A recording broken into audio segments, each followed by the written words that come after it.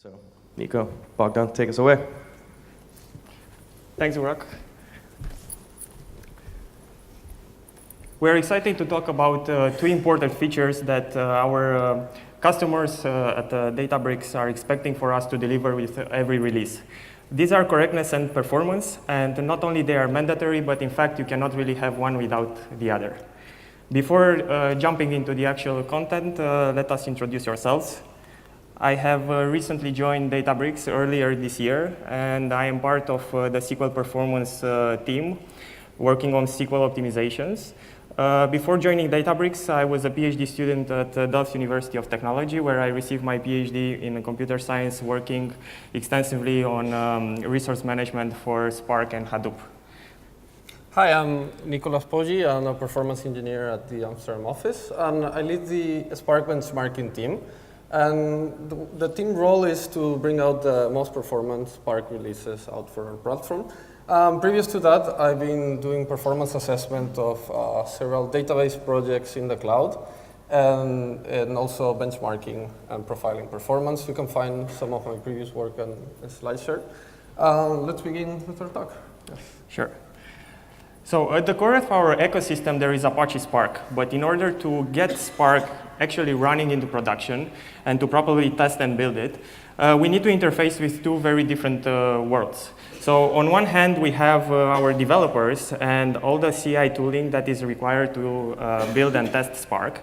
And on the other side of the spectrum, there is the resource management infrastructure with clouds and all the fancy technologies like Kubernetes and schedulers that we need to swiftly integrate with. At the end of this pipeline, there are our customers, which, as you have seen in many presentations yesterday, they have like a very diverse array of applications coming from different industries. Our release process is somewhat dependent on our Apache Spark, on the open source version. So besides the typical cycle in which we are preparing a release, we are building and testing it properly before delivering it to our customers with full support. And at some point, it may become deprecated. We also have like these releases that link along, for which we provide a long-term support. Given these constraints, our goal is to make these releases, the release process in general, automatic and as frequent as possible, while still maintaining a high-quality standard. You may be familiar already with how popular Apache Spark is. So we have like dozens of contributions on a daily basis. And at this pace of development, it's very clear that mistakes may happen. And our goal here is to make them to completely remove them if it's possible. So where do these contributions go? Our best tool for making sure that a release is correct is, of course, unit testing. So the diagram in this slide shows basically a significant engineering effort that is put into testing, and roughly for each line of source code, there is one corresponding line of unit tests. But the question is this really enough to completely cover all the cases that Apache Spark requires? And to give you an answer to that question, just think about the plethora of built-in functions that Apache Spark provides. So there are like over 200 functions. And on top of that, you know that very well that Spark scales to very large data sets of not only megabytes and gigabytes of data, but up to petabytes of data. And these are very tricky to cover with unit tests.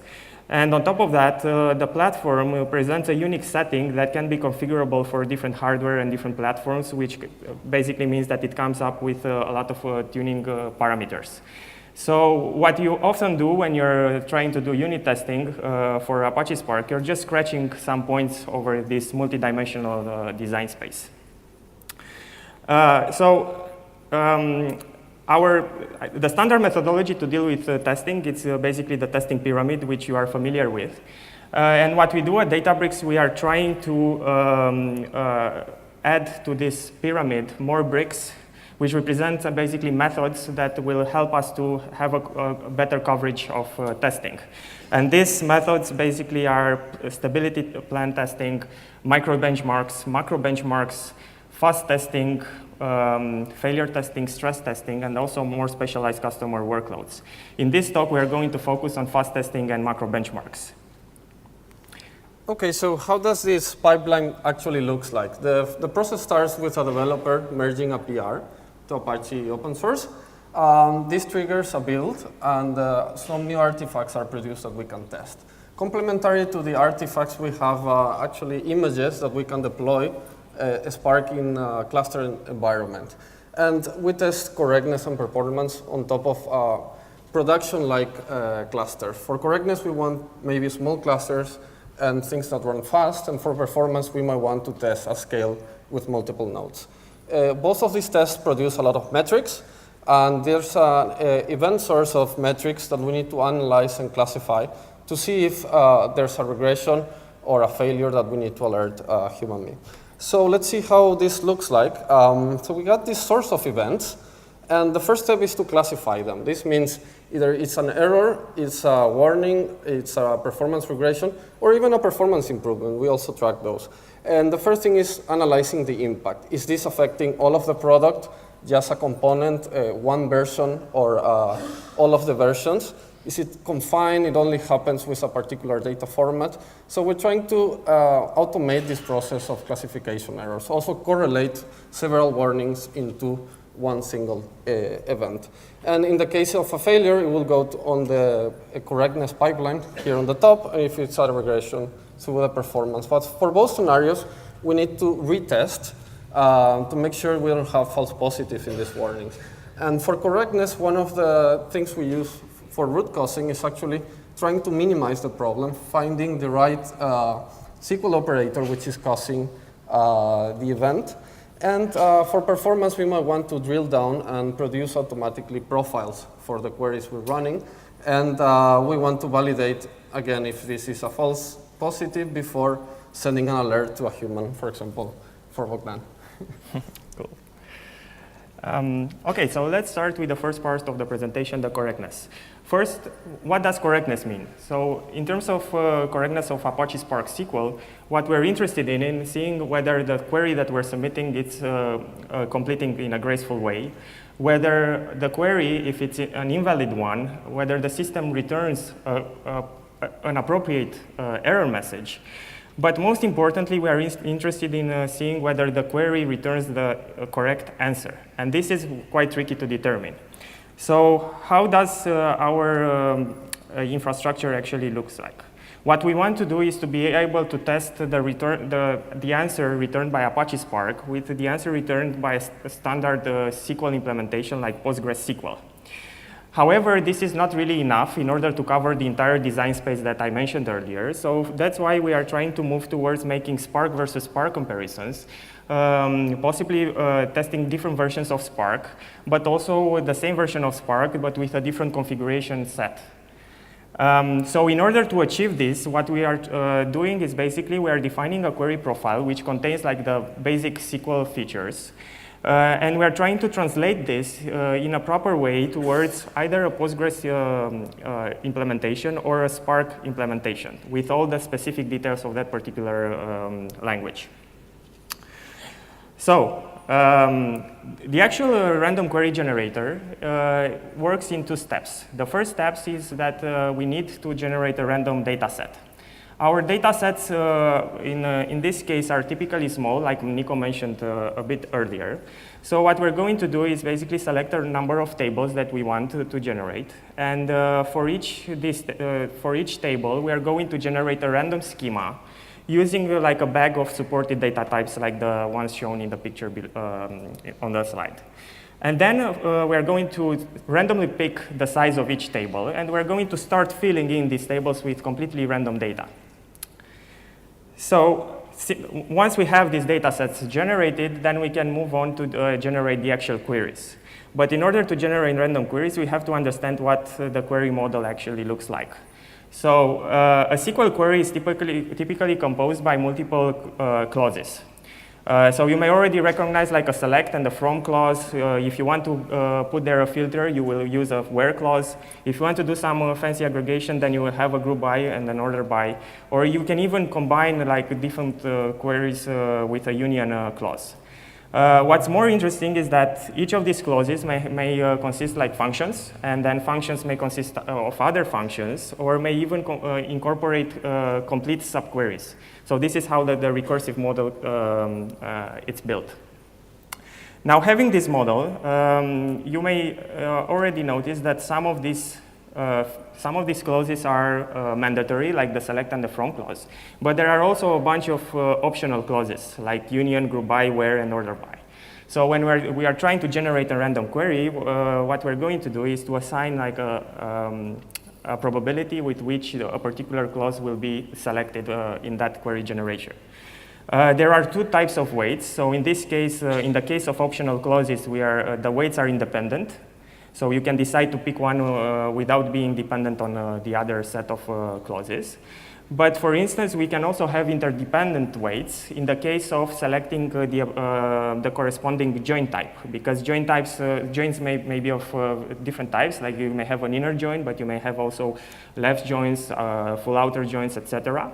So in that case, you're going to have like interdependent weights. The same strategy of setting interdependent weights is applied for selecting, for instance, the type of function. You may have analytical functions, aggregation functions, or basic arithmetic functions. So with all this in mind, let's explore two very interesting use cases in which we uncovered two issues with Apache Spark. So here is the error that was reported by our random query generator.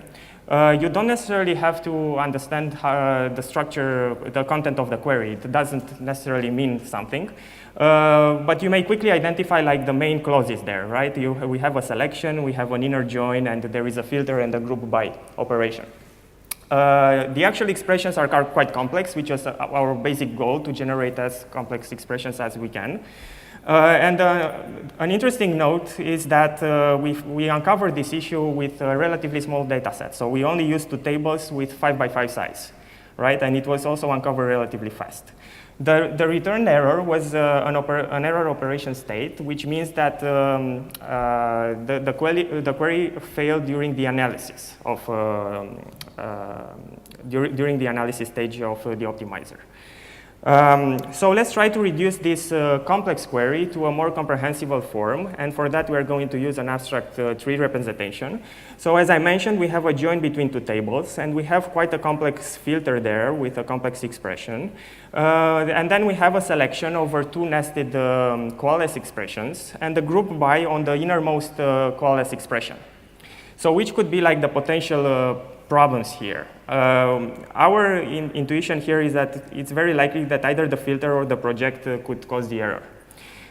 So what we're trying to do is we are going to explore subtrees of this abstract tree. So what we want to do is to minimize it to a decent form that still reproduces the error, but it's more easy to understand. And while doing that, we reached basically this minimized query. And with that, we started digging into our optimizer, and we figure out that the optimizer flattens those nested Coalesce calls. So in such a way that at the end of the optimization, the select clause does not match anymore the group by expression, and that's why it reported an analysis exception. So this is not a critical bug, obviously, but it's an interesting corner case that we uncovered because of the random query generator. And it's possibly hinting towards other group by expressions that can be optimized in a similar way to face the same challenge. Now, another interesting use case that I'm going to present is looking at a quite uncommon SQL function. So the lead function is not typically employed in customer workloads, but still we uncovered an error with it, which basically was the primary goal of RQG, to have a very good coverage even for the uncommon and unusual functions. So in this case, the query it's simpler than the one before. We don't have a join, we just have a selection and with a dummy filter there. But the interesting part is that the return answer between Postgres and Spark, in this case, it's different on a particular column, like we see here. So we get a double versus a none. So we are applying a similar technique here in which we are trying to understand which could be the potential sources of error. We are reducing it to a more comprehensible form, and then we start trying out every subtree of this abstract tree. And we figure out that it's actually the lead function, as in this case, it's using constant input values that is breaking the behavior of the function. So we were able to identify it relatively fast, and we quickly fixed it and submitted an open source fix for this. Okay, so let's go back to performance. First, let's sidetrack a bit to see what tooling we have available for open source Spark. We use broadly the Spark SQL perf public library. It's a wrapper to run SQL queries, data generators, collect the results, and the plans, the configuration, and also has some sample dashboards. On top of that, we have the Spark micro benchmarks. There's a small micro benchmark framework in the Spark source code that if you're developing a new feature which might affect performance, the common practice is to submit a new benchmark and the results with your PR. And we also make use of the async profiler to generate automatically flame graphs, such as this one you see in the screen, that I'm going to be showing in a couple more slides. Okay, so let me take you on a journey. We're about to release DBR 5.0. This is a major release for Databricks for our runtime, and it will include Apache Spark 2.4 once that's released. Probably in the next couple of weeks, Apache 2.4 is ready. And so this is a dashboard that, for example, we use to track performance, and then if something fails, it will send us an alert with a report of the queries. So the top chart is showing execution time on the y-axis, so lower is better here. And the blue line here, almost at 5,000 seconds, is pretty much constant, we can say, or straight. And then we have a discontinuous bluish, and then orange, and then green lines that are tracking our development image. And in this development image, during August, we switched from Spark 2.3 to Spark 2.4 to see the performance. And what we found was that we had a 15% regression. It might not sound as much, but 15% is actually terrible for us. It's a lot. And this means that the summertime would not be relaxed and enjoyable, that we've had to do a lot of work. So here in the bottom, we have a list of queries that are suggested to be regressing. So we're going to drill down into one example now. So query 67 of TPCDS, it was reported as a regression, and our first step is to try to validate. Are we looking at a regression? Maybe it was just an outlier. From looking at the data and the charts, we can see that the performance of Spark 2.4 has never been quite the same as in Spark 2.3. This is a medium-sized query, so it takes around 5 seconds to run on Spark 2.3, but now it's taking more than 5 minutes. Now it's taking more than 6 minutes to run. So it's a difference of 70 seconds. So this is quite confirmed, and the next step would be to look into the profiles to see if we can find what's wrong with this query. Okay, so this is a flame graph.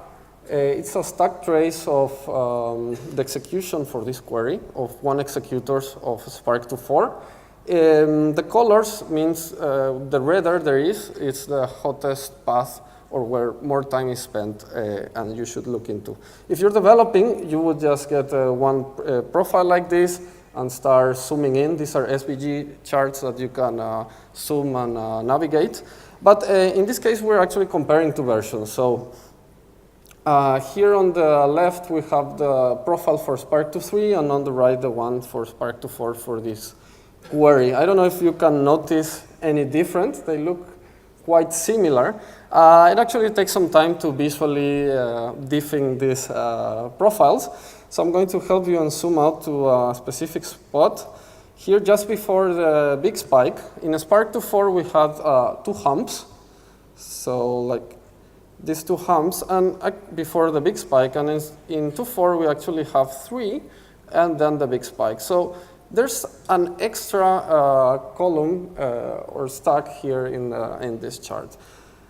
So luckily we don't have to do this visually all of the time because it will be too error prone. There's a tool to diff flame graph, and this is the zoom version of the diff. everything that is red here would be slower on the new version. And anything that is white, which is quite interesting, so on this area, it's a new thing. So if I hover this on a computer, I will see what functions were executed during that time. And the new function, there's something has changed. This murmur3 has UTF-8 string. This is definitely the new code block that appeared. And there are also some other slower parts that relate to memory. So this gives us clues on where to start looking for a performance regression. So the next step will be to do a Git bisect to actually look at what PRs, what commits might have triggered this behavior difference. And since we're comparing two different branches, actually, this means all of the commits that are not in the Spark 2.3 branch, so quite a lot. Luckily, we had some clues from the profiles, and we could search for has UTF-8 string. And we found that there's a new memory block API proposed for Spark 2.4, and this changed some of the hashing function. So, okay, so we might have a possible suspect, but the next step is actually to try to determine why there is a performance regression. So for that, you can just, in this case, you could write a micro benchmark. We did that for the UTF-8 string.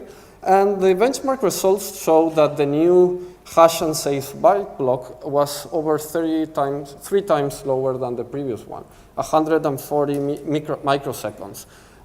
This sounds very small, but if you hash all of the strings in your data set, this might account for a lot of time. So the process was followed is, of course, we report this to the original authors. The next step is a new PR with a proposed fix to improve the performance. But we actually found that not all the performance cases were covered by that fix, and this feature was reverted in Spark 2.4. This still needs more fine-tuning to get the performance, at least as it was in the previous version. So we expect this feature to be soon in Spark, but still we need to test it with more workloads and improve slightly the code. So actually what I want to convey is that performance monitoring and finding regressions and releasing versions is actually a journey. We started early August with 15% regression on the beta, on the first development version of Spark 2.4. And we got it down to 5% early September. And last week, the performance was almost at par with Spark 2.3 or even improving. So this is a continuous effort. It's more than 1 month to actually get the performance right for a major release, check all of the correctness, and validate all of the results for a query. And just to conclude, Spark in production is not just the framework. It's not this project you can download and run on your laptop. It runs along a cluster, so it runs. It might connect to an external storage. You have the JVM around. You have different operating systems you can choose and configuration parameters. So unit testing and integration testing are not enough to guarantee production quality results. And also we're advocating that we need Spark-specific results. We saw the fast testing with a random query generator that we compared to Postgres, but the Spark provides much more functionality than Postgres, and we need to evolve these tools so that we can release as fast as possible performant and very reliable Spark releases. So with that, I would like to thank you for your attention, and we're happy to take some questions.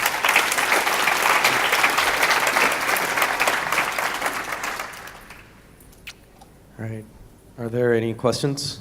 I'm going to run to you. All right. You go first.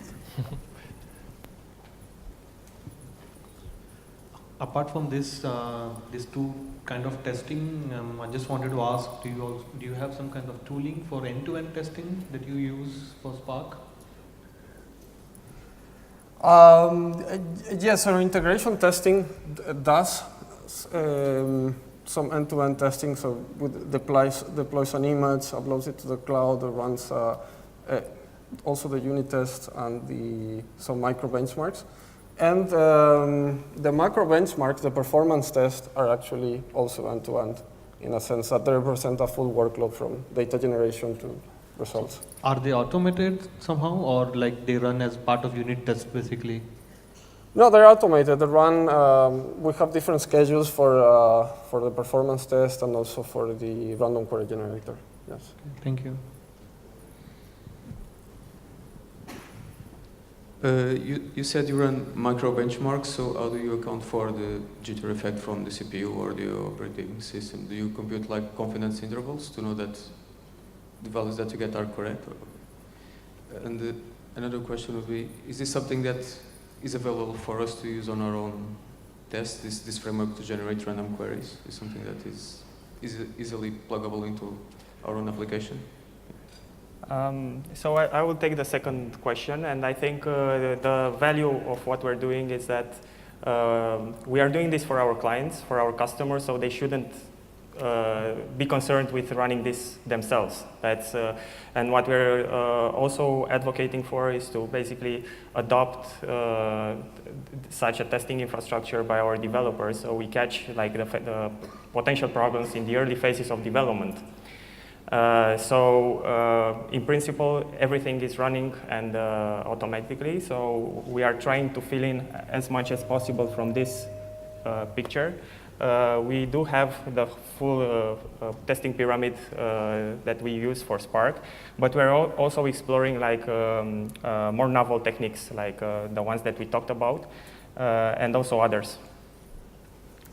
And performance-wise, yes, we need to rerun as many times as possible the workload and to get a good median and a stable result. The first run is usually slower, especially for micro benchmark, until things warm up.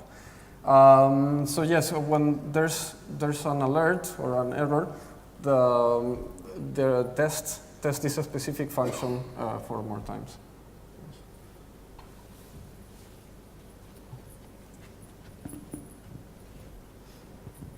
Hi, what exactly was the tool that you used to create this Framegraph? Is it something that's only internally available for Databricks? No, actually, it's based on YourKit. It's an open source framework for profiling Java services. YourKit and the async profiler, if you search for it on GitHub, you'll find the information on how to run it. And there's been a nice presentation from actually the next speaker on last year's summit on how to set it up and run it. We got some inspiration from that. Yeah.